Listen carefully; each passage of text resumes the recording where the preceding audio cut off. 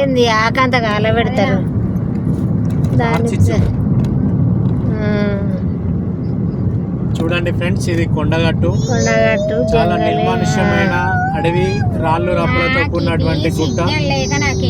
కొండగట్టు అంటారు. ఇక్కడ ఇది ఆంజనేయ స్వామికి ప్రసిద్ధిగాంచింది. స్వయంభూగా ఆంజనేయ స్వామి ఇక్కడ వెళ్ళడం జరిగినది. హనుమాన్ జయంతి పురస్కరించుకొని ఇక్కడ చాలా తండోపదండాలుగా తరలి రావడం జరుగుతుంది. కిక్కిరిసినట్లు అవుతుంది. ప్రతి మంగళవారం కూడా ఇక్కడ భక్తులతో కిటకిటలాడుతుంది. ఓం శ్రీ ఆంజనేయ స్వామికి జై. వచ్చినామండి.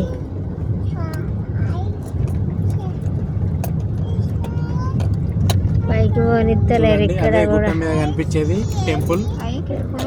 పార్కింగ్ ఇక్కడ వరకు ఆపుతారండి.